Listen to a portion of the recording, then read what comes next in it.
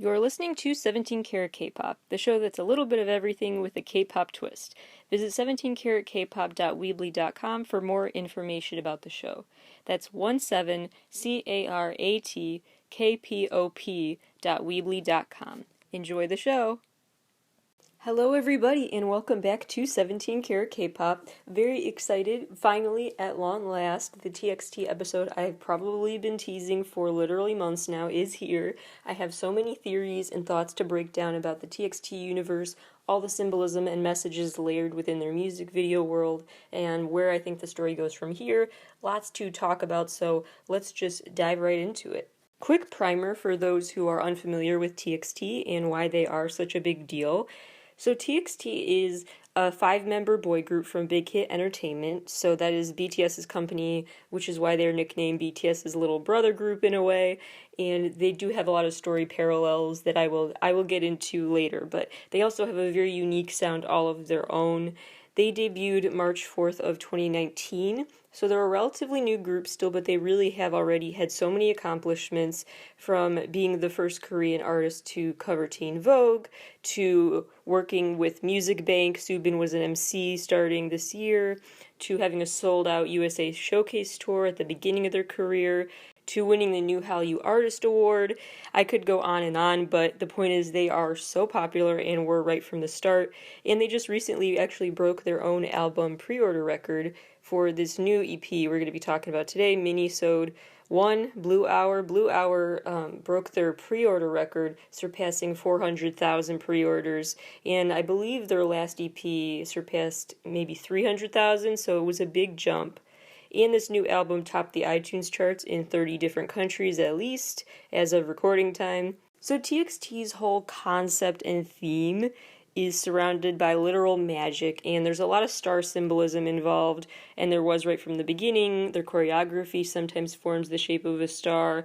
There are star designs as symbols hidden within videos and things like that. Always basically reminding viewers that they are 5 and they all need each other in this friendship, which is why, like, in one video there are star images which have like pentagons around them to, pentagons, 5 sides, 5 members to represent that. I'm getting a little ahead of myself, but the point is that it's all about being there together tomorrow and forever with each other. TXT stands for Tomorrow by Together, or Tomorrow Times Together, however you want to say it, but their whole message is all about friendship and being together forever, essentially. And that goes along with the fandom name, which is the MOAs, M-O-A, aka Moments of Alwaysness. This group includes Bumgyu, Hyunin Kai, Yeonjun, Soobin, and Taehyun, and each of them has a very distinct character role in the story, where they each have a special word associated with their character and a certain animal that they embody, as well as a certain flower. They all have very specific images. It's kind of like the United States of TXT here.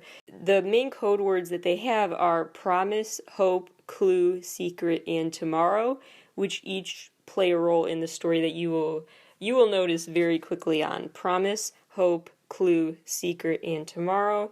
Yes, there are a lot of bad jokes I could make right now about how one of them chose the code word hope just for me, but whatever. Why I particularly adore them, not just for that shout out, but also because there are 5 main reasons why I love this 5-member band. So first of all, TXT does not have group positions. A lot of K-pop groups have assigned roles. We've talked about this on the show before, and sometimes that really annoys me because I just worry what that does mentally to artists to feel like they are boxed in as the dancer of the group or the visual of the group. So much pressure when that is your expected role, as if being famous wasn't pressure enough. So I really enjoy what some groups are doing, and not just from TXT, but from Rocket Punch and some other groups from other companies as well, is they're just kind of doing away with those thoughts of that concept of a K-pop group needing specific roles, and they just let the members rotate their roles, feel like they can switch up their parts of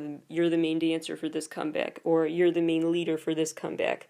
I feel like that's a more freeing experience for artists, so that's one of the reasons I support this group so much. Another reason is because I naturally get a bit defensive over them because from the start they were getting these accusations about maybe having an unfair leg up in the industry because they are known as the BTS brother group. So they already had that clout before they even debuted. So naturally people thought maybe their accomplishments would be kind of not necessarily authentically earned because of that free publicity they had gotten by being associated with BTS. So I naturally just feel defensive of them though, because I would argue that it's actually in some ways the opposite, because they started out with extra pressure added onto them. It wasn't like people just had an open mind and could be like, let's see how they do and what we think of TXT. It was always in this shadow of the level of expectations that BTS set really raised the bar, and that really, I mean, I would have felt so pressured being in their shoes to live up to something. So the fact that they had to live up to some sort of precedent that their other big hit entertainment major group had, I feel like that just added to their need to feel like they had to prove themselves. So anyway, all this to say that they did work really hard to earn their accomplishments in their career already, and so they've already had to face certain claims of maybe industry bias towards them. But remember, BTS came from such humble beginnings, and their company has always been looked at as an underdog company.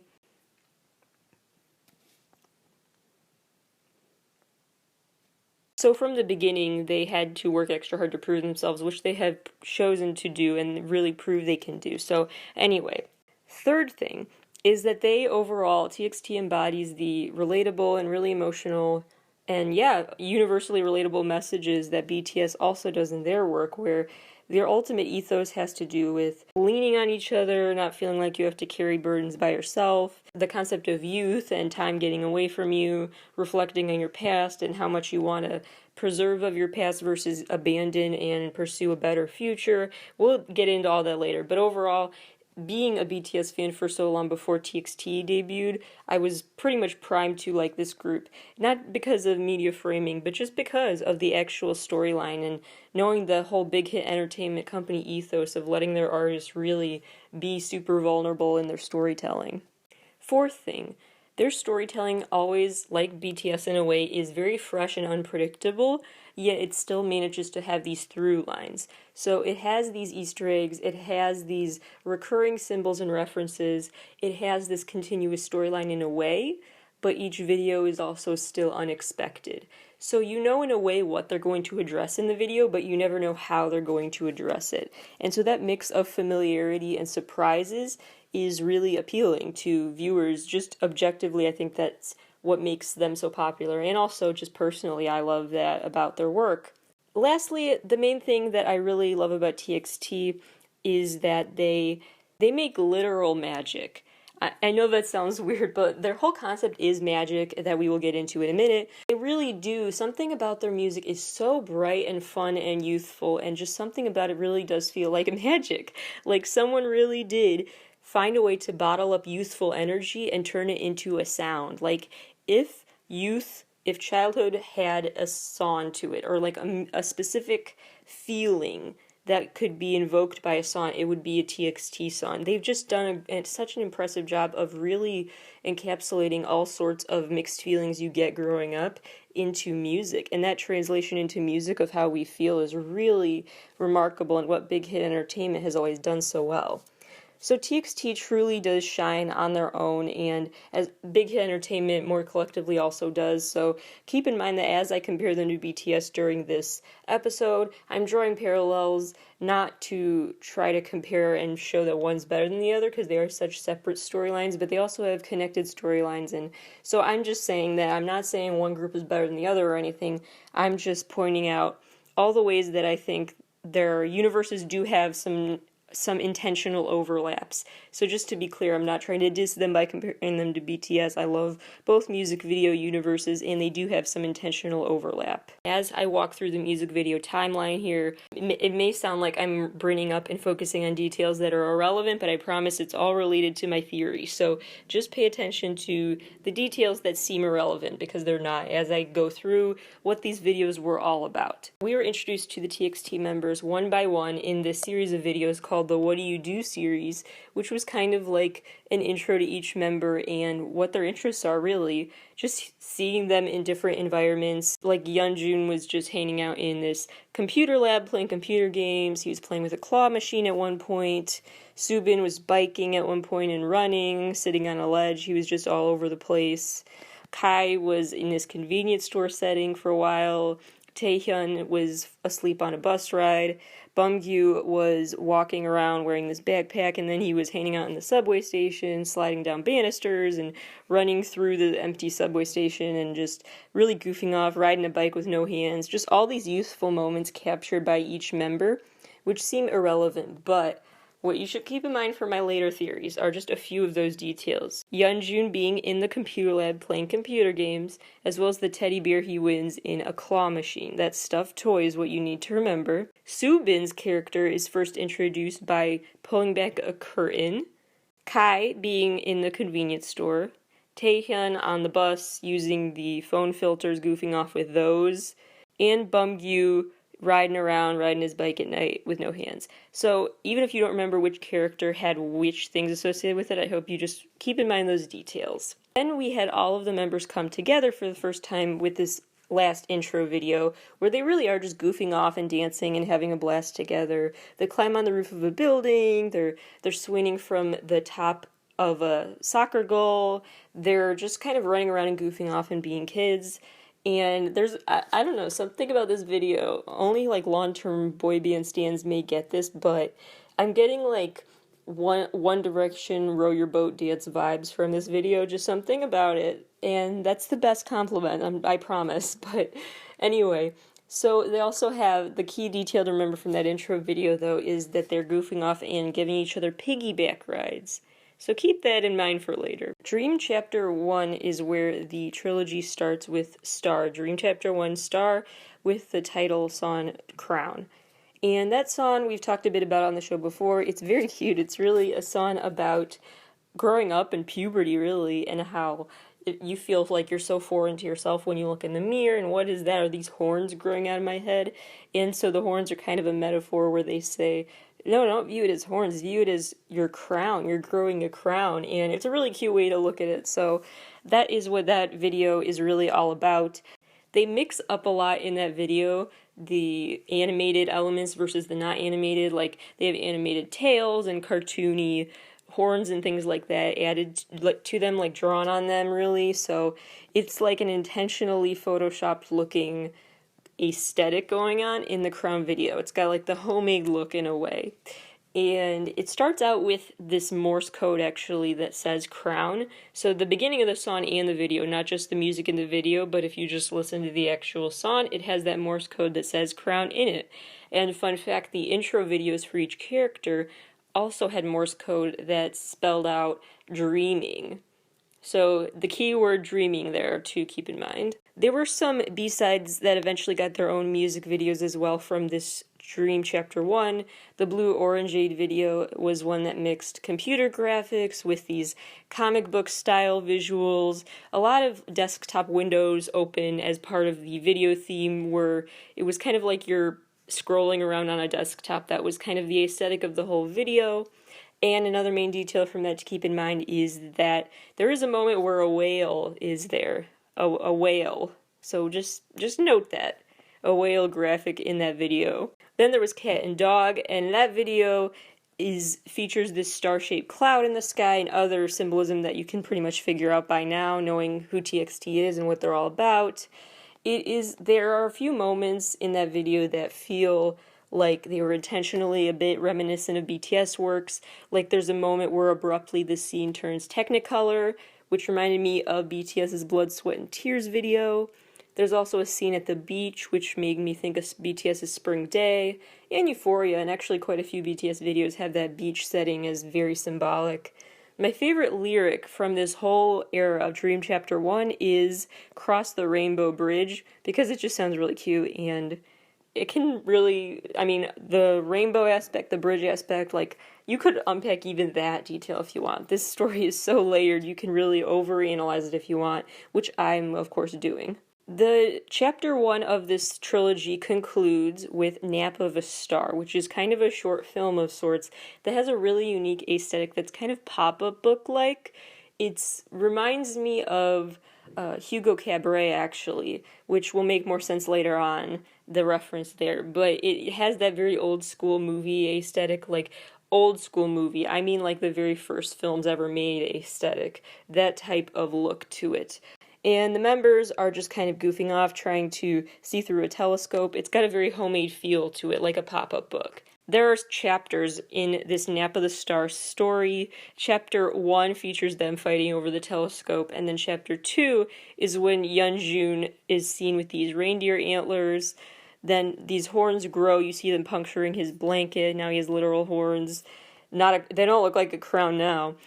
And then there's lightning and thunder in this video. He follows these orange butterflies that kind of lead his way as he walks through this forest. And the key lyrics from part 2 of the Nap of the Star is, "The memories of my childhood years are dancing in the starlight." Chapter 3 of Nap of a Star features more orange butterflies than they were in Chapter 2. More of them have formed, and they are serving as like guides through the woods.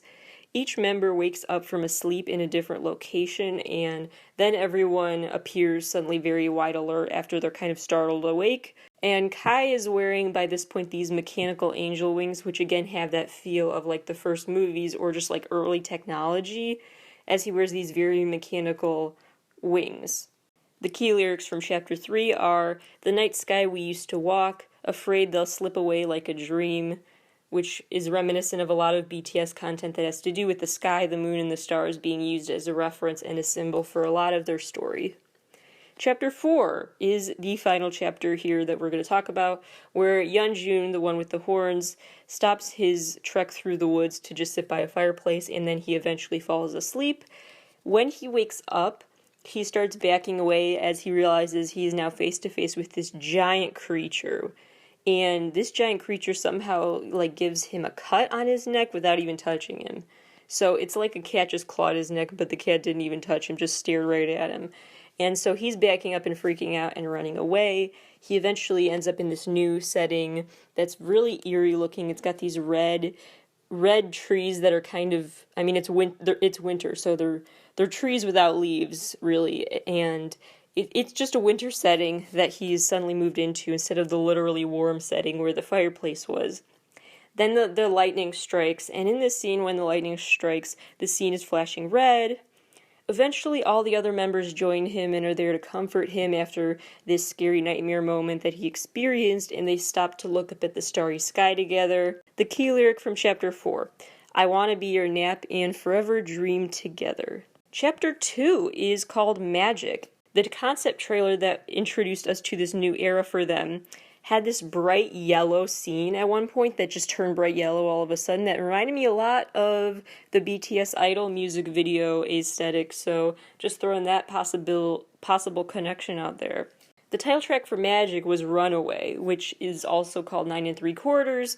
This song clearly has some Harry Potter references, and that has to do with the fact that this video is very literally about magic. The video towards the beginning has this scene where Taehyun is walking through the school hallways with his headphones in that help him kind of tune out the world, and that just gave me a flashback to watching Jin in that wearing the headphones in the Boy in Love video from BTS's early days. Just saying, another parallel worth pointing out here that may mean something. Bumgyu is the one who is in this classroom, in this school setting, and he's carving into this textbook, like literally like it's hollowed out, this thick textbook now has like this depth to it that he carved into it, and he's writing all over it. He's just basically defacing this book. There are two things him carving into this book reminds me of related to Harry Potter. One is the fact that there are these books in the libraries at Hogwarts where you open them and they start screaming at you, literally. So that just reminded me of the Monster Book of Monsters. That's what it's called, and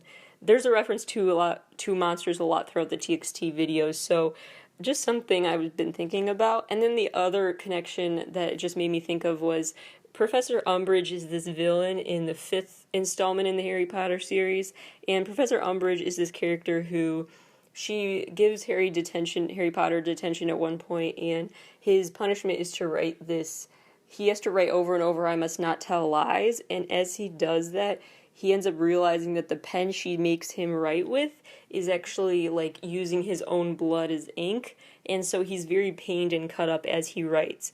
And so that just made me think of the cut that one of the members had in the video while just staring at the creature, combined with the fact that he's doing some sort of writing assignment. So just something I noticed. The setting of this video is ultimately an empty school after hours, so it's nighttime and the members are just running around the school together in the dark hallways with their flashlights. They go swimming in the school pool with all their clothes on still. They're just really having the time of their life together.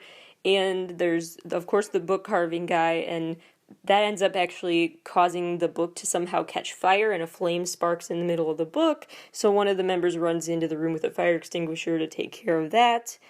There's a library scene, too, where the members are just, like, leaning on each other with their heads on their shoulders, and it's just a really sweet moment that sounds irrelevant, but I'll bring it up again later, so take note.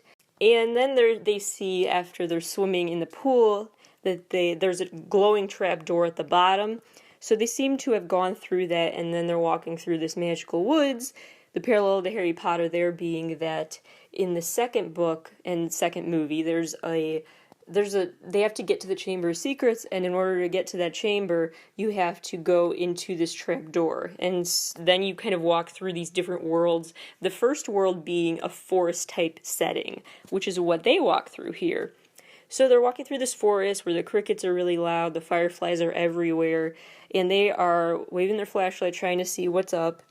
They eventually find down there a flaming door, a door that is literally on fire, and similarly, that small flame has erupted at that point in that textbook. The members are goofing off with firecrackers at one point, which may or may not be some sort of flashback, as opposed to what's happening in real time in this video. And then the members eventually all sit on the ground together to just watch the door go up in flames in front of them, and they seem to be really enjoying that. Umgyu, the one who had been cut before, he peels off a band-aid at this point and it's all healed. His skin is all healed, almost as if by magic. Then 4 of the members get up and walk away from that door they had watched burst into flames, but one of the members, Yeonjun, stays behind, and he looks down and picks up this stuffed toy that he found on the ground. Remember I told you to remember that there's a stuffed toy involved here, way back from the intro video? Interesting. One more thing to know about this video is that the members have these dance sequences for the choruses on dry ground until that fire scene.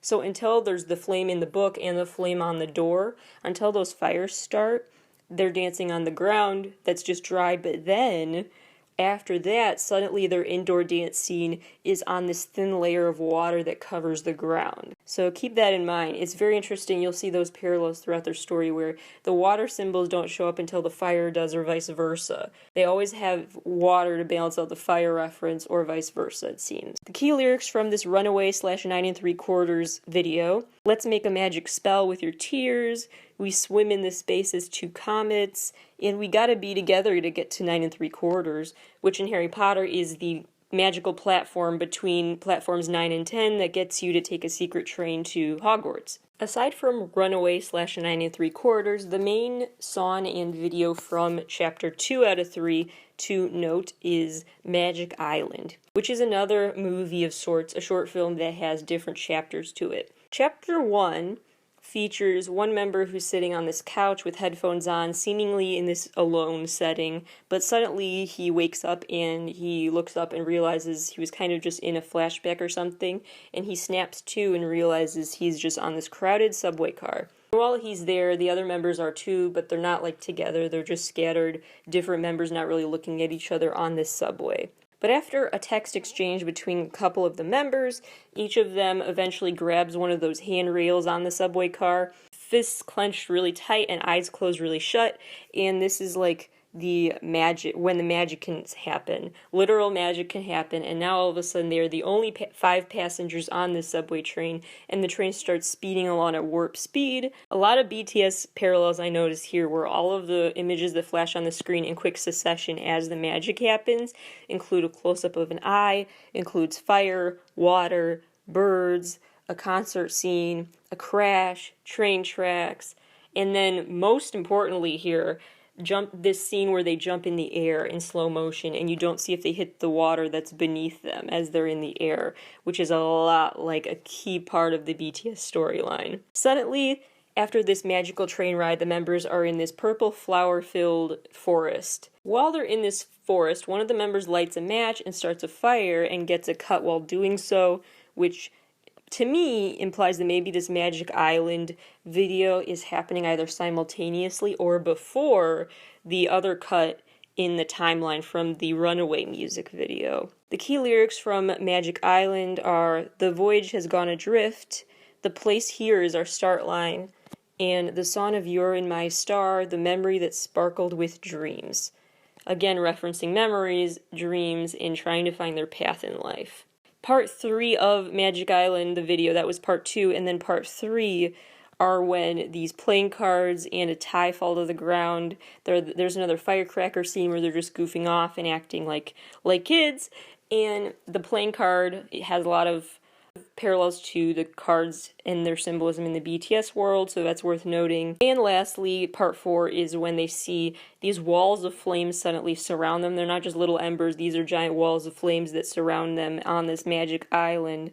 The train speeds through the trees again, and once the flames all die out, the members remain lying on this forest floor that is surrounded by purple flowers. So the purple flower-filled setting is kind of their salvation after chaos. Another key track from this era that we're going to talk about later is Can't We Just Leave the Monster Alive? That's the actual song title, Can't We Just Leave the Monster Alive? We will revisit that. That is a huge part of my theory. But let's move on to chapter 3 out of 3, which is Eternity. This album is overall capturing themes of loneliness, hoping a friend will save you, but it's not happening, or wondering why they aren't there for you like they used to be. And the members did hint that although this is the end of this trilogy, it's not really the end of the story. So there are a lot of loose ends that will still need to be tied up in future releases. So remember that. The title track and main video from this album is for Can't You See Me, which starts out featuring a scrapbook, a close-up of a scrapbook, and the pages get flipped through like a flip book with the action unraveling in that way. And then eventually the pages erupt into flames. I hope you're noticing patterns and symbols and stuff here. The scene ultimately for Can't You See Me is this house party type thing with just the 5 members goofing off. There's a food fight, they're cooking up a storm, they're just making a mess. They're like Sally, I believe, and Conrad, I think those are their names from The Cat in the Hat, who are just making a mess of things at home, goofing off. And the lyrics include sadder stuff, though, like My Friends Don't Understand Me Anymore, and, of course, the title, Can't You See Me. Like, they're reflecting on times where they had a good, fun old time together, but now it's not like that anymore. And actually, the phrase that keeps getting said right before the chorus in this song is "Save Me," which that has a lot of BTS parallels. A lot is conveyed with the message "Save Me" if you're following the BTS storyline as well here. Key lyrics are, "You turn your back when the fire is burning," "Crumbled sandcastle, who's a liar," and that made me think of NCT's fire truck video, so I guess only MOA/N-Citizens will like that reference. I don't know how much overlap there is with those fandoms, but I appreciate that moment. Anyway, they also have lyrics like, "It's just a painful dream," and "Gone in a dream," "Abandoned island, that forgotten memory." And lastly, they use this word that I think was a very intentional, unique word choice, scintilla, which isn't necessarily just referring to an ember or a fire. Its actual definition is to emit flashes of light or to sparkle. So they intentionally didn't just say a flame, they meant a sparkle could be another way to translate it and view it, which I found very interesting. In the Puma video, there's this cave setting that is bathed in this red light. Bumgyu is lying on the ground surrounded by all of these arrows that fell down from the sky, as well as small flames around him. And they're all kind of in this state of distress, really. Taehyun is in these chains, and he literally frees himself from the chains. They literally are like animals in this video.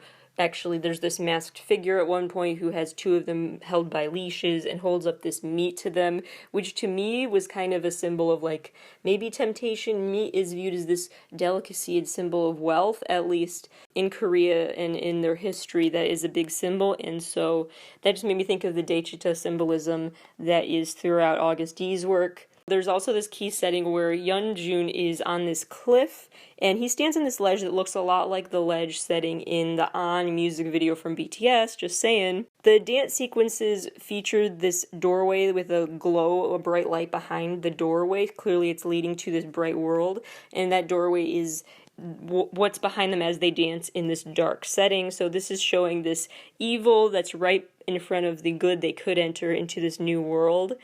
There are lasers flashing around the members. There are a lot of details I could focus on, but the main ones to remember are those arrows, the chains, the doorway, and the masked figure that's leading them like animals. The key lyrics include "The world I've dreamed of," "The grandest sky of my life," again references to the sky and dreams, "But I feel happy facing freedom." So the song really does talk about like being chained by something or feeling like you are, but at the same time you're enjoying it because you are finding a way to escape. Other lyrics: "After escaping from the zoo, the world I met is an alien, no one welcomes me." So basically saying, why did I even want to escape at some point? Because there were elements of being subordinate to someone else that were actually better, or just felt more comfortable to not escape my comfort zone and be my own boss, basically. "At night in the moon, I see my mother's face." That's a key lyric. "Thousands get on the internet, watch out, your enemies will be everywhere." That's a very eternally relevant lyric, and that reminds me of BTS songs that tackle cyberbullying as well. "How long till I reach my dream?" "In the dark the door opens." The Puma video and lyrics are so huge to really understand this story. So those are just some of the many lyrics to keep in mind. Lastly, they say "my feet can save me," which sounds like it's, what are you talking about? Like, you just mean literally running away? I guess your feet can save you. But I think that's intentional wording, because remember that in On by BTS, Namjoon has this lyric where he says, "Look at my feet." And that sounded goofy, but there's probably an actual deeper meaning to that. These groups do a lot of things that seem random but are actually super intentional and clever. So the feet reference may have been a parallel there. Then there is Eternity, which is a whole short film that really is essential to understanding my overall theory. Before the short film for Eternally came out, there was this concept trailer released, and that showed all of the members sitting around this round table in good spirits, just kind of talking and laughing together and playing with toys on the table, like a little toy telescope again, as well as a baseball and glove and things like that. And one of the members, Subin, he has this chain necklace with a lock on it, like a lock and key type of reference, which seems very notable. And he's apart from the other members, which looks like not by much, because the scene starts with a bird's eye view camera angle, and so it looks like they're not that far apart. But then the camera angle totally switches and backs up, and it looks like actually they're literally miles apart on this long round table. So Subin tries to get closer to the other three members, and he gets up and walks onto the table, but eventually gets stopped by and blocked and realizes that he's stuck behind a glass wall, which when the camera zooms out further, you realize is actually a whole glass box that he is stuck in and can't get to the other members. At this point, he sees this creature behind the four members with those glowing green eyes again. And this cat, we're going to talk about a lot later, super notable. And the video ends with the words "save me again." Key lyrics are "I dreamed this drama," "On the stage made for you, I'm only a passerby," and "determined by fate to play the role of the everyman." Fate and dream are keywords there. Section 1 of the actual story is called Night of the Last Day. And one of the members has black wings now, which is noteworthy because before Kai had those white mechanical angel wings, and now suddenly someone has black wings instead. There are these dark winged creatures that also are seen flying across this stormy sky throughout this video. In this video, the members are looking at this apocalyptic scene full of rubble and destruction all around them, standing on this little ledge. There are small fires here and there, and they're all standing on that ledge formation together. Again, we have these flashes of lightning which provoke this animated look to the character. So suddenly with each flash of lightning, you see a character looking more 2D, more animated, with wings or horns or something like that. At one point, one of the characters has this book, and then abruptly drops it and falls backwards, and then wakes up and sees that it was all kind of like a dream or a hallucination or something, and now suddenly he realizes he's just in this dance practice studio with the other members, who are just all going about their business, not paying each other any mind. This dance studio includes a member filming the others with his phone, which looked a lot like and reminded me of the dance practice scene in the BTS Love Yourself short film, where Jimin was recording J-Hope's dance practice. And during this video, across the hall from the dance studio, we see that there is this elevator down this narrow hallway, and it starts out looking like it's relatively close, but then the perception again changes, kind of like with that round table earlier, and you realize it's a lot farther away than they thought to escape. Suddenly, the lights in this dance practice room start flashing on and off as the alarms go off, like it's a fire or something happening. And then all these flashing images show up again, and the characters look animated with the wings and things like that. The last image of this video is of a plastic water bottle that falls off the table, which sounds like it's a pointless detail to bring up, but again, stay tuned. Chapter 2 is called Song of a Star, and that's when we get flashbacks to this night at the carnival, where they're looking at this scene that is literally a blur around them. All the people and location are all blurry, but they're trying to get through this hazy memory, and suddenly there's this grassy lawn that one of them ends up on. And the grassy lawn is where they see this magical die in the ground, like a dice from a board game, but it's just this one die that's like 10-sided or something. And it triggers, once it hits the ground, it suddenly provokes these magic ripples of light and reveals a magic trapdoor again. Then this younger boy is revealed. This is Subin, if I didn't say that before. Subin sees this little boy who maybe is his younger self. That's a theory. Anyway, so this little boy runs away from the carnival ride and runs right past him, but then turns around to stop and stare at him for a second, but then goes back to running into the dark night. This ghost girl shows up at one point, and she, literally a ghost girl, and she approaches him and bends down to try to hug him or comfort him, which is noteworthy because, remember, a key part of the story for BTS was the mother image of a mother cradling a baby, and this may be a mother or a mother who, well, I'm getting ahead of myself, we'll get to that, but she's a key character here. The memories maze is referenced, that's key, and the words on the screen are, "I always tear up after waking from a familiar dream." Section 3 is called Promise, and this again starts where we see them back in the room with the alarms going off and the lights flickering, and then suddenly Bumgyu is walking toward this light in this dark room elsewhere. He sees the world of rubble on the other side of where he was. Beyond the light, he's walking through this dark passageway, essentially. He walks up a few sets of stairs, and he's wearing a sweater that says "Make Noise" on it, which I found worth noting. He sees this cut, bloodied version of himself at the bottom of a ditch, which a lot of people have interpreted in a lot of different ways that we will get into, and he sees those glowing eyes of the cat again. The screen says at this point, "I thought it was salvation then." So clearly he was duped into believing that cat or trusting that cat, or something related to that cat was misleading at the least. Section 4 is, again, we're back to that flashback where we see everyone in the dance practice room kind of in that freak-out setting. And then suddenly there are these endless hologram versions of oneself behind this door, and there's a scene with a reindeer head on the wall, which made me think of the reindeer antlers worn in the Nap of the Star video. There's a book on the ground, a lot of symbolism that will make sense more later on, but those symbols come back in this video, and key lyrics include "The dance that summons a nightmare," and "Wait again through this dream," and the screen ends saying, "Which side do I need to trust?" Section 5 is called A Moratorium of Rest, which features Taehyun in that purple flower field scene again. He sees someone in the distance that he tries to get the attention of by yelling and waving, but it doesn't seem to work. And then suddenly he can see Bumgyu, who looks like he is either in a deep sleep or dead. And Bumgyu's character is in this chair with a flower crown and vines wrapped around the chair that are kind of wrapped by him as well. And he has this all-white outfit with purple paint splattered down the front. He appears unconscious or dead and can be seen by Taehyun, who doesn't really know how to react to that. The screen at the end reads, "We will find a way." Section 6 is called Girl of Eternity. That is when Kai walks up this staircase and opens this door. It's kind of in the middle of nowhere, but he's walking up the stairs and opens the door, sees a bright light and blue skies, and now he realizes he's in this door in the sky. And right across from him is another white door that opens, and the other 4 members are on the other side of that door.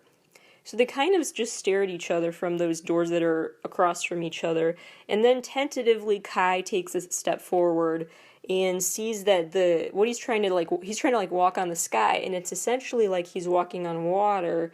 Again, with that thin layer of water on the ground that I brought up earlier from the Runaway video, he tries walking on a watery surface. The final screen says, "I reach out but my hands touch nothing." Section 7 is called The Beginning of the End. It features that close-up of the water bottle again with a pool of water now on the ground.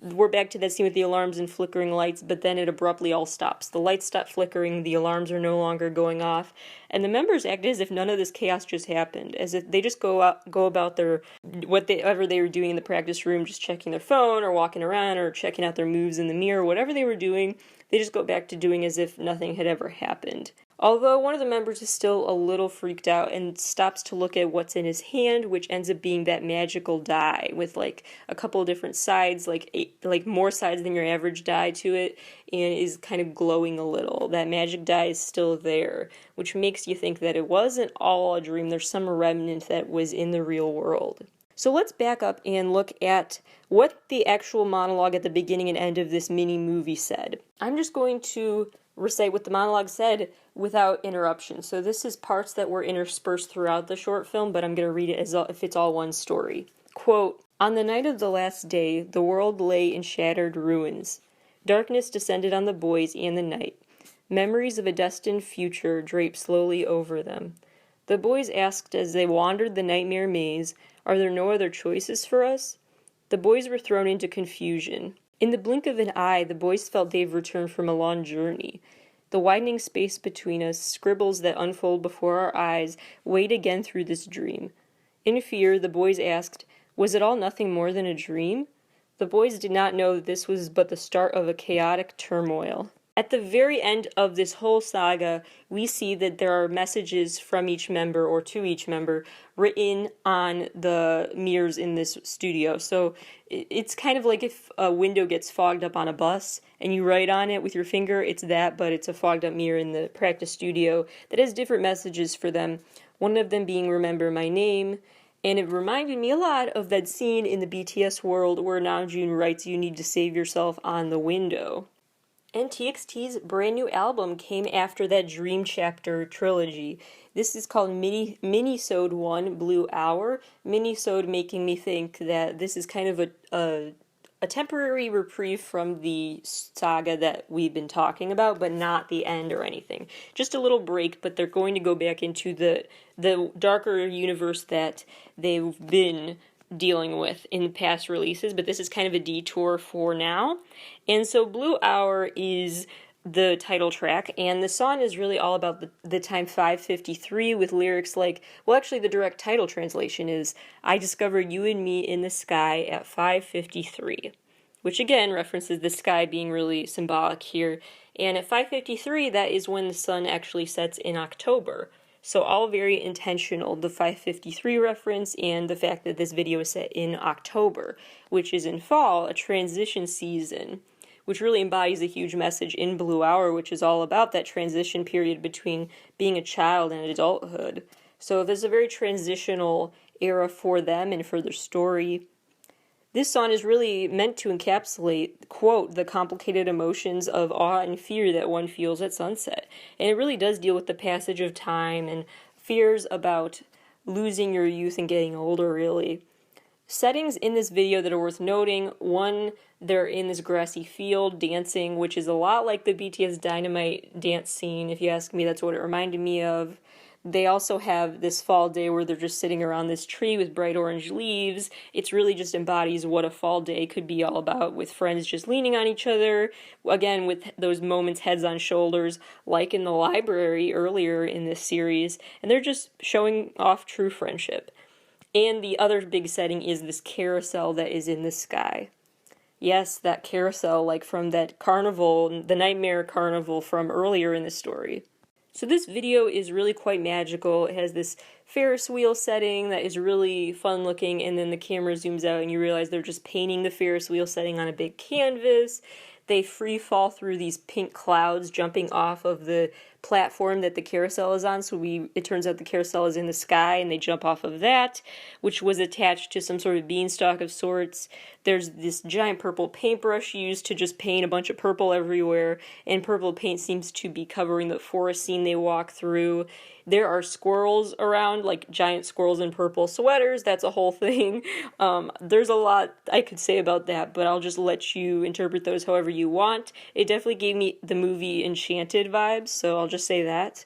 And they walk through, they're shrinking a little, or the world is really big. Something is different about the size, because suddenly drops of water look huge. When a drop of water falls off a leaf and soaks one of them, and they're basically taking a romp through the forest as little ant-like creatures. There are those special moments, just a friendship, like I said, heads on each other's shoulders and things like that. There's a key part where these blue birds fly down and swoop down to drape a jacket over Kai's shoulders and also drop a hat on his head, which gave me total Cinderella vibes with those animals coming to help him. Kind of Snow White vibes too there. And again, the piggyback rides are back for a moment reminiscent of their intro films. So they're just really goofing off, showing off their friendship again like they did in the intro films. Suddenly, in the video though, all of the lights go out and the carnival seems to have shut down. And suddenly we snap back to the scene where they're just chilling around that big tree, as if the carnival scene was all just a dream or a nightmare. Bumblebee drops down from the tree branch that he had been sitting on, and as he walks away from that tree, he steps on this book that landed opened up on the ground that was Subin. So Subin dropped a book that he steps on as he leaves the scene. Some B-side tracks worth noting from this new release, just not for the storyline's sake as much as just because I think they deserve more love and appreciation. One is We Lost the Summer, which is just really, I appreciate that song because it's relatable. It's a great reminder that even celebrities are feeling the frustrations and sadness of this worst summer of our lives this past year. And so it's just all about feeling like there was a lost summer. You know, a lot of plans were just destroyed that we had. And so just that song giving us all permission to wallow a bit in our sadness over that is appreciated by me, as well as the song Wish List, which is really cute. It's about a boy nervously trying to pick out a birthday present for someone he really loves, and it's just one of my personal favorites from the new album. Well, now that we've gone through the TXT music video timeline, it's time to reflect on some overall messages that they've had throughout the series, some key symbols and things like that, and then I'll get to the theory that I'm super excited to share. So first of all, there are a lot of connections to the BTS scenes, like the fogged up mirrors and writing on that. There's the dance practice studio scene. There are the lyric parallels, like calling out cyberbullying. There's the feet, look at my feet lyric. There's the save me phrase. There's the magic island they go to that featured in that video. All these close-up moments of playing cards, the concert scene, train tracks, birds. All of that is also part of BTS's music video universe. The scene that abruptly turns Technicolor is like the BTS Blood, Sweat, and Tears video.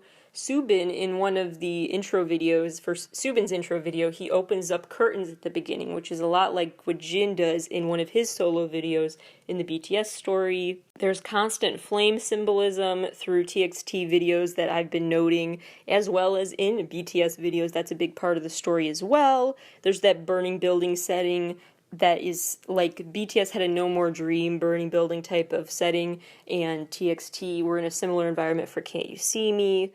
There's also the fact that smoke is referenced in the TXT world, and so it's also a big role in the BTS world, because remember the Wings cover art for BTS forms an image of smoke. If you put all the different album covers together, that's what the puzzle turns into. Even more connections I've noticed. There's the butterfly references. The butterflies, remember, they lead the way out through the woods in the Nap of the Star video for TXT, and butterflies play a key role in BTS's storyline as well. There's the image of a whale, which reminded me of BTS's Whaley 52. And of course, We Are Bulletproof Eternal, but that was kind of just an homage to Whaley 52. There's the doorway reference. That's a huge symbol in the BTS world, is that slightly open doorway, and those doors are a big part of the TXT world as well. There are the staircases that plays a huge role in the BTS Spring Day video and also in TXT's world. There's the padlock concept. So the locked phone booth is a big part of RM's solo journey in the BTS world and is the lock worn by Soobin in the Eternity concept trailer. There are references to a motherly figure like in Puma with the lyric "At night in the moon I see my mother's face." And the Eternity short film might also allude to that with that ghost girl. And Mama is J-Hope's solo story title for the BTS world. There are, of course, all these references to feeling like you need someone to save you. There are all these remnants of youth, like scrapbooks, like BTS's Polaroid picture, whereas TXT is the scrapbook, but same symbolism. There's the color purple that is all over the place in BTS's universe and in TXT world with the purple paint that covered Bumgyu's outfit and the giant purple paintbrush being used in the Blue Hour video, the purple flower-filled forest, all of that. And in general, the colors of flowers having symbols, that's a huge part of both of their worlds. Keep in mind in the TXT world, each member has different colored flowers, which feels intentional, the way that different colors go together for those characters.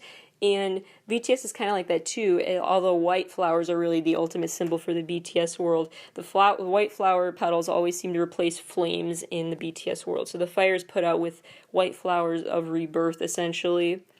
And there are a bunch of settings that are the same, the convenience store, the trains, the carnival setting, that's just like BTS's Spring Day video, and of course the carnival flashbacks, the field they dance in that looks a lot like the Dynamite field, the classroom school settings, that ledge that looks like the one in the On video, the beach. Again, there are just so many I could go on and on, but I've seen all of these parallels, and they're just way too many for it to all be a coincidence. There are also the wing references, and a key part of TXT's story that's not necessarily BTS related, but a key part to keep in mind here is the book. Remember, the book was a big part of the Eternity video. It was also what was being carved into in the Runaway video. There's a book that fell to the ground and was stepped on in the Blue Hour video. So there's some sort of forbidden spell book that I think is involved here, and that's my theory. Although another theory I'm thinking about, but I haven't fully fleshed it out yet, is that the book is actually the pop-up book that I said it looked like the members were actually in the Nap of a Star video. So that's a possibility, that they're looking at themselves in that book. Really quick before I forget, I just realized, I think I said earlier that Bumgyu is the one who sees a version of himself that's bloodied and at the bottom of a ditch. I'm pretty sure that was actually Yeonjun, so sorry about that. I've been kind of mixing up in my head who did what. But anyway, the symbolism still stands, so at least you got that gist of it. But I just want to, for the record, clarify that I'm remembering that wrong, I think.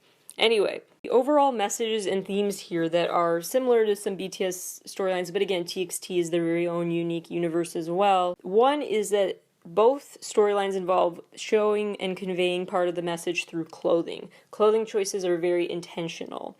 And in the TXT world, we had the sweater that said "Make Noise" on it. There's also the hat and coat that were delivered by Birds to Kai, which they actually said, side note, the other day, that they were inspired to use those as props of sorts in their outfit because of Jimin's filter performance. Jimin performing filter, he wears this hat and stuff, and so they kind of took from that idea. So that is interesting because they may seem random, but it may actually have deeper meaning that they're drawing from Jimin's story, just saying. In addition to the sweater that says "Make Noise" and that hat and coat that feel very intentionally worn, and of course there are the angel wings that are worn, if those count as accessories, there's also this paperclip earring that Taehyun wears in the Runaway video. We've talked about the symbolism of paperclip earrings before on the show, but that feels like very tied into their overall message of being there for each other no matter what. And there's that lock and chain necklace that one of them wears in the Eternity trailer. So their outfit choices seem to also speak volumes about their message in this story. Number 2, their story really embraces vulnerability and conveying honest, raw emotion in a way that is similar to BTS as well, which I'm really happy with because I do think that has a great positive influence on viewers, especially at impressionable ages, because they're showing that you can be a man who cries. That is great. Let out your emotions, and they really challenge any notion of this hold it all in sense of toxic masculinity. So they're just very vulnerable and open and really countering stereotypes by doing that, which I appreciate. The story also conveys these messages about fate that BTS deals with as well, with time travel, and in BTS's world they're debating, if you turn back time, does that actually help you? Does it just create more problems? And really wondering how much of yourself you should leave in the past, how much you want to bring with you to the future, what should you let go of and realize that fate knows what it's doing versus how much of fate you should actually take into your own hands and realize you can control your own destiny. That back and forth is messy and complex and is something that BTS characters are constantly struggling with. And that balance of how much to let go versus how much to seize the day, so to speak, is a similar issue and dilemma facing the members of TXT. And lastly, the parallel story here is the concept of dreams versus reality, which ties into one of my overall theories. There are a lot of references to dreams in the lyrics that I've been reading, from Magic Island to Puma to Can't You See Me, a lot of references to dreaming and reality and sometimes nightmares. There are some huge worthwhile comments to point out from the Eternity short film again. I always tear up after waking up from a familiar dream, waiting again through this dream, eternal dream, the deepest abyss. More and more lyrics about, back to what I said earlier about what to keep in mind. One of my big theories, before I get to the one I'm really excited to talk about, I have to get to a few shorter ones. One of my big theories is that really BTS's music video world is all about struggling with that blurred line between dreams and reality, knowing what's real and what's not, and what should be real. Which parts of your dreams should you find a way to manifest in reality versus what should you leave behind because it actually wasn't good for you like you may have hoped it would be. And BTS characters are constantly dealing with that dilemma and struggling to figure out where the line is and which side they're on. So my theory is that TXT's world is meant to be that line. So BTS is trying to figure out where to draw that line. TXT is that line, if that makes sense. BTS characters are struggling with what is our reality versus what was all just a dream.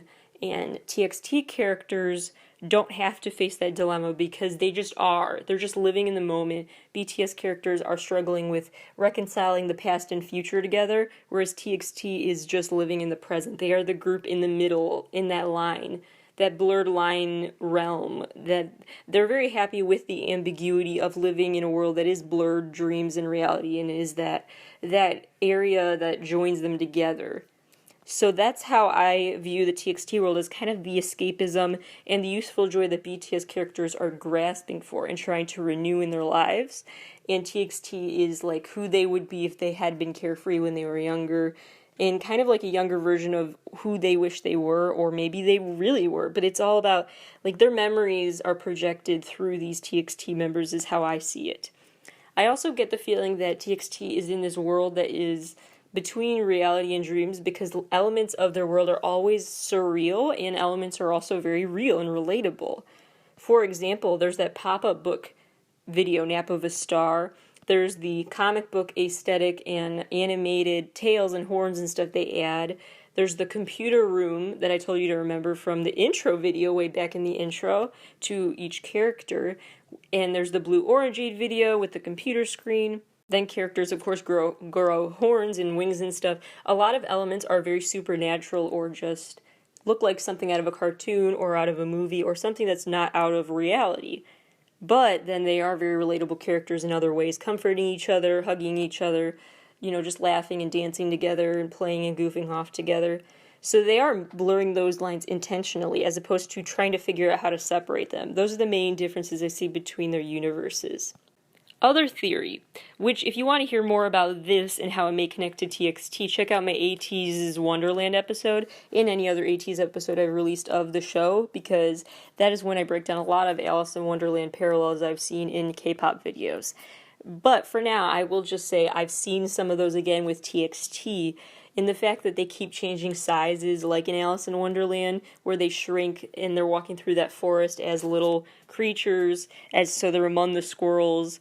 There's also seems to be magic at play in terms of vision. Peripheral vision changes from the elevator looking like it was really close to looking very far away, and that round table that looked like everyone was close together versus he looks literally miles away from the other members.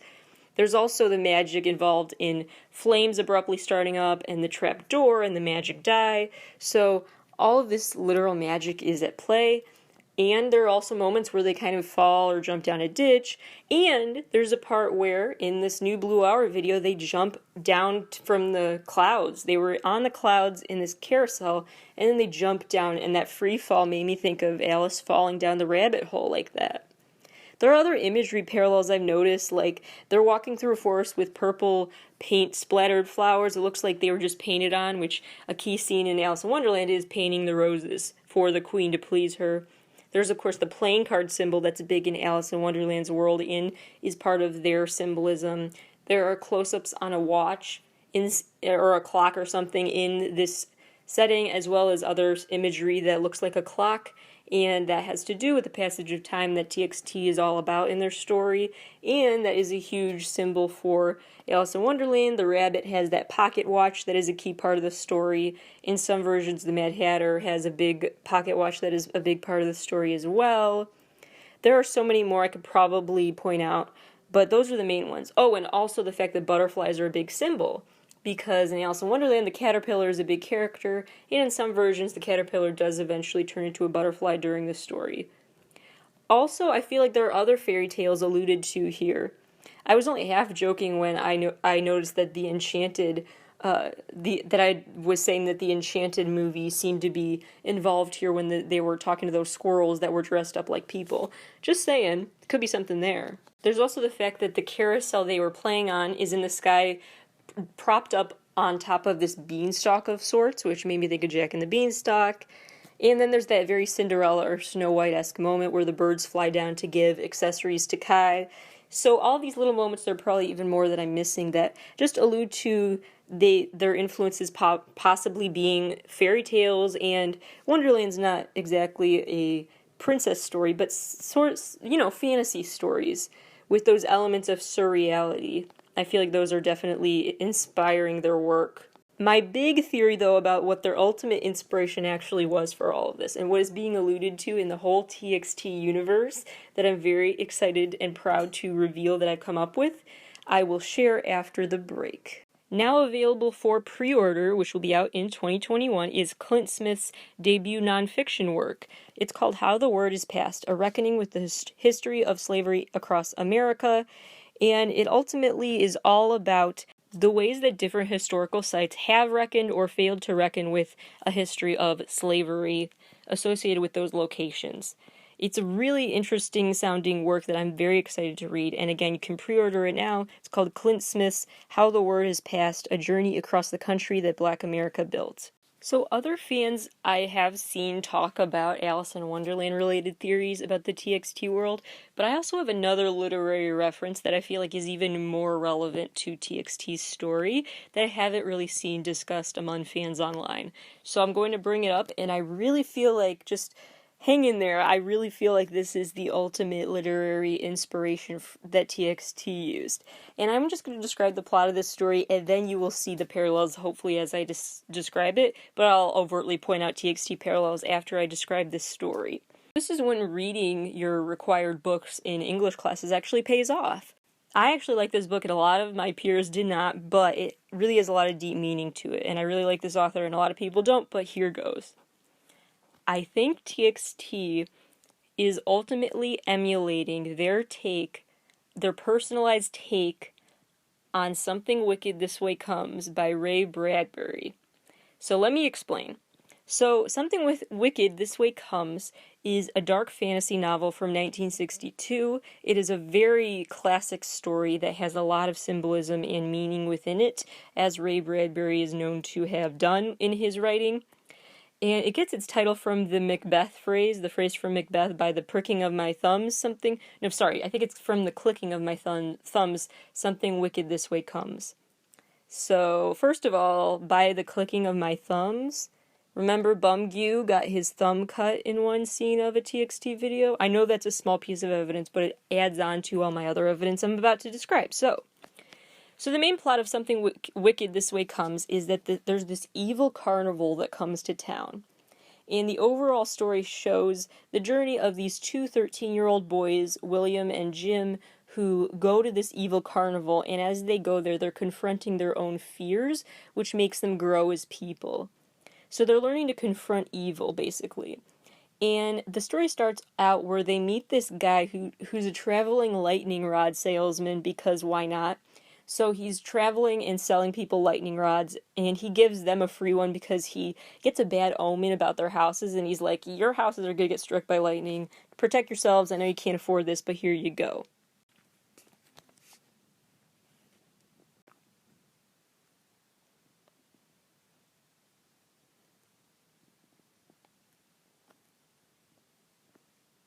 Then they're talking with Will's dad, Charles, who works as a janitor in the town's local library. And he's telling them about how the carnival is coming to town, which it does, and they wait for it eagerly at 3 a.m. The carnival shows up in town at 3 a.m. because that is called the Soul's Midnight, which is the hour when human souls are in their deepest despair, when you're in the deepest sleep, or your souls are just feeling like they're stuck in the nightmare, trapped in the nightmare the most inescapably. And so the carnival comes to town at 3 a.m. And when it does, it comes by a train. The train rushes into town and leaves in its wake this cloud of smoke. And once the smoke clears, you see that the carnival has been left there and is all set up and ready to go. The main attraction at the carnival is this magical carousel. And when you ride the carousel a certain way, you turn older or younger, physically. So the boys go to this carnival, and while they're there, they run into their 7th grade teacher, Miss Folly. This is the next morning. They go to the carnival, they run into Miss Folly, but she seems very out of sorts. Turns out she was just in the mirror maze, which is an attraction at this carnival. So she's a bit out of sorts because she just left the mirror maze, and so they're like, what's up with her? But it's probably just the maze, whatever, and they go on with their day. Then later on, there's this scene where the Dust Witch, a key character in the story, gets tricked by Will. Long story short, she gets tricked by Will and ends up trapped in an abandoned house. And he closes the door on her and leaves her in that house. And she traveled by air balloon, and he punctures her air balloon with a bow and arrow. At one point in the story also, they interact with this little girl who's crying, and they realize that it is Miss Folly, their teacher, but she's really young now because she rode the carousel. Then the carnival parade comes to town the next day, and the parade is, I know I'm skipping a lot of the story, but these are the main points of the plot. The carnival comes to town, and the carnival parade comes to town, and the boys are someone's trying to hunt them down because they haven't faced their fears yet. They haven't really been engaged with the carnival as much as they are apparently supposed to be. So these evil characters are basically spying on them, trying to find them disguised within the parade. So the boys are instructed by Charles, Will's dad, to hide in this storm drain. So they're under this storm drain watching above them. The parade is going on down the street. And Charles at one point then ends up, long story short, I'm cutting through a lot of the plot here, but Charles ends up rescuing his son and pulling him out of the mirror maze where he was almost trapped for a while. Then there is the ultimate character who is looking for them during the parade. His name is Mr. Dark, and he is hunting for them, and he tries to find them by going to the library, where Charles is the janitor, that dad. And so Charles is trying to block him, of course, from reaching those boys who are hiding among the bookshelves in the library. Again, long story short, Mr. Dark ends up at one point riding the carousel. So towards the end of the story, he ends up riding the carousel. He wasn't supposed to end up on there, but he did, and turned into a little boy. And then the story ultimately ends where the main characters are dancing in this field, just laughing and goofing off, and just realizing that their ultimate weapon that defeated Mr. Dark was laughter, was youthfulness, was just being a kid. It's kind of a kill him with kindness situation. Only kill him with a free spirit that you have at youth, kind of a moment. So first of all, Bradbury intentionally wrote this story to be set in October, which is in fall, a transition month between seasons, which is also meant to symbolize a transition month between youth and adulthood, which is what these boys are going through, especially because they were both born right around Halloween, so they are getting older, and so they are really in their adolescence and dealing with those questions of what it means to grow up and how to handle that. So a couple of main themes that this story includes are the transitions in going through life and youth versus adulthood, but then there's also this constant just grappling with how much you can control your future and how much you need to make peace with what you can't do. Because they are reminded by Charles during the story that they can ride that carousel if they want to get older and hurry up and grow up, but they only age physically. The carousel does not age you mentally. So you're still going to have the mind of a child even if you use the carousel to get older, or if you use it to get younger, you're still going to have an old mind, whatever that means. So that is important to keep in mind, is that they realize they can try to change some aspects of their life and control their future, but there will be parts that will always be out of their control, and they have to learn to accept that.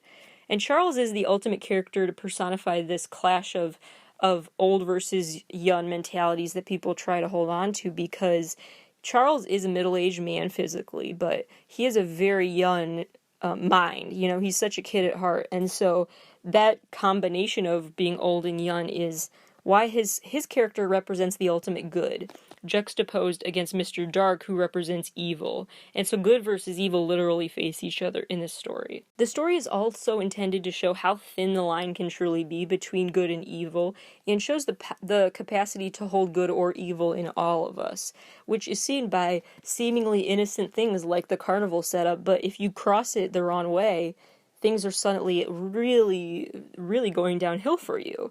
And so that is key to keep in mind for the story, as well as the fact that Will and Jim really balance each other out, where Will is very cautious, very level-headed, and he helps get Jim out of trouble. But Jim's impulsiveness, that might be viewed as a negative thing in some settings, also keeps him young and free-spirited, and helps Will take more daring chances that he might not otherwise have. So they're yin and yang, they balance each other out really well, and they are needed. So essentially they learn that their greatest weapon in this fight against the evil forces they confront at the carnival is each other, is friendship. That is their ultimate tool, is their bond, and leaning on each other to make up for each other's defaults. They each have their own strengths to bring to the relationship that eventually lead to their success in the story.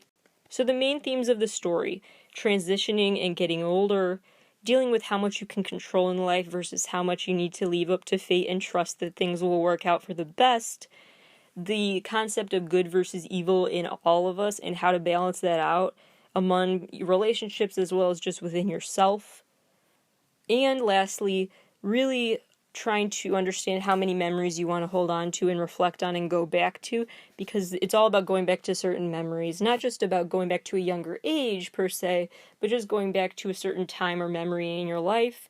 And the characters in this story, when they ride the carousel, that wipes out their memory. So they suddenly have no memory of what happened in their previous life. They're now a new version of themselves that hasn't met the old them. And that may lead to a lot of relief for some characters, thinking about, I just want to be someone else and get out of my own life and where it's going, but it always comes with drawbacks, like losing the loved ones who were helping you through the tough life you used to live before you took the easy way out, per se, with the carousel ride. So a lot of deep concepts are unpacked in that story, which is why I personally think it's one of Ray Bradbury's best, and he has a lot of works that remain so relevant today too, and I feel like that is TXT's main source of inspiration. So let's recap why, although I hope it's a bit clear now. So there's the carnival setting. There's the fact that they're constantly trying to confront evil, and that's why the cat with the glowing eyes won't leave the TXT members alone, because the cat is the reminder, hey, you haven't faced your fear yet, you keep hiding from it. Then there's the lightning rod salesman here, and the lightning and the stormy night that plays a big role in the story. There's the train. The train is a big symbol, and it comes to town and brings the cloud of smoke, which, smoke, fire, those are related symbols. There are references to a mirror maze in TXT lyrics, and they will even have a song called that, referencing a maze in the mirror, and that's a big setting in the carnival, within the carnival. There's the fact that Bumgyu was surrounded by those arrows in the ground while he was lying on the ground in the Puma video, and in the Something Wicked This Way Comes story, the Dust Witch has her vehicle destroyed by bow and arrow. Then there's the library setting where Charles' dad works in Something Wicked. That is a key refuge in the storyline. And the library is a key setting where the TXT members take refuge from the outside world and literally lean on each other. There's also the fact that in the Something Wicked story, there's this crying little girl who used to be their teacher, who's now turned into a young girl, and there's also the young boy that Mr. Dark eventually turns into. There is a young boy that crosses paths with them in the TXT world, as well as that motherly ghost figure who shows up, who may be a bit like the Dust Witch from Something Wicked This Way Comes. There's the fact that the TXT boys are in this underground world from the trapdoor that they used to get down into this magical forest beneath the ground, just like the storm drain that the boys were hiding under while all the other action was happening above them. There's the fact that Blue Hour is intentionally set in October, when the sun sets in October and everything, which has to do with those conflicting feelings you get during transition series, reflecting on where you've been and where you're going. There's the fact that the Something Wicked story ends with them laughing and dancing in a field, just like they laugh and dance in the Blue Hour video in a field, and also have other moments where they show that their strength is their friendship, is the piggyback rides, is the freestyle dancing, is just the goofing off and the camaraderie. Their ultimate tool in their arsenal is friendship, is leaning on each other's strengths and ideas, and that is ultimately what saves Jim and Will in Something Wicked This Way Comes. There are probably even more connections to that book that I'm forgetting, because it's frankly been a little while since my last reread of it, but I highly recommend it, especially because if you read it in English class in school, it's different. If you read it on your own time and when you're older, it's a lot more, it leaves you in a lot more reflection, I think, and is much more worth your read, so trust me on that. Let's conclude by going back to that B-side track that I said earlier in the episode we needed to revisit. Can we just leave the monster alive? Let's look at the lyrics for that track, knowing what we know now about the Something Wicked world and the connections here. Some of the lyrics include these. The maze of only darkness, the forest we passed by and encountered now that was repeated again and again, the ending that came in front of my eyes. You can postpone it for a while, meaning the ending. I want to go back. Now the fear of the final boss. I want to enjoy this world right at this moment more. If you don't like it, I can reset it again. Will we hide in this game? Alright, if I could stay forever in this space and time. Let's go on a trip in the dungeon here. Just stay forever in this place we ran away to. Escape from boring roles and become each other. I don't care if I'm cut by a knife. They continue to reference wanting to stay in this little alternate reality for a while, but also they acknowledge simultaneously this maze of darkness they are in. They are challenging their fears. They also are talking about the fact that they're facing the final boss, the final Mr. Dark in a way, and they're talking about throwing away your weapons, just jump into this, and even if you drop all your weapons, you can still, keep the monster alive. It's still going to be part of you to deal with. They also acknowledge how quickly they can easily roleplay and switch between being the monster and being themselves. They can switch very quickly between that very thin line between good and evil and replace each other's roles very quickly. They talk about hiding within this game and trying to, but realizing ultimately that song's about, can we keep the monster alive? Well, we don't really have a choice. We kind of have to. You have to take the good with the bad. The good and the evil need each other to exist in a way, and good can only really prevail if you find the right tool to combat the evil, which is not a real weapon. It's your friendship, it's your bonds, and things like that. So ultimately, TXT's universe where it goes from here, I see as maybe having even more references back to the Carnival of Nightmares and stuff, and how they've confronted it and faced it and keep trying to, because I feel like the cat character will be back in a more concrete way. We'll have a more clear ending of how they decide to finally face the cat head on. So keep in mind that symbolism with the glowing-eyed cat from the darkness. And also, I do feel like there will be more literary references, even if they're done talking about Something Wicked. They will keep bringing up the carnival and asking viewers to remember that, as well as bringing up other references. Who knows what literary references they'll come about, but I do think they'll engage in those fantasy worlds, literally fantasy books, and those story elements of a magical world. They're literally talking about magic being used here, and that will continue to be a theme, I think. So keep your eyes out and And I will for sure bring up those literary references as I notice them in future releases in TXT's music video universe. But that's catching you up to speed on the latest installments leading up to their new album. So I hope this was an informative, interesting roundup of my theories and thoughts about TXT. Stay tuned for more coverage of them as the story unfolds. Thank you for listening. If you want more from the BTS side of this universe, you can check out my BTS specific episodes of the show. Go to 17caratkpop.weebly.com. Hit the drop down arrow for episodes sort by, and you can click sort by artist, and then you'll see all the BTS episodes listed together in an easy to go to place. And this TXT episode will also have its own space there. If you want to quick find those links to the TXT episode to share with others, that'd be great.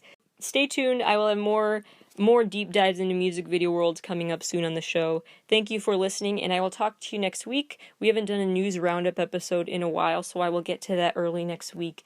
And then I have to dive into the Monsta X music video world after their new album comes out on Tuesday. So stay tuned for that later in the week as well. So stay tuned. Thank you for listening. Talk to you soon.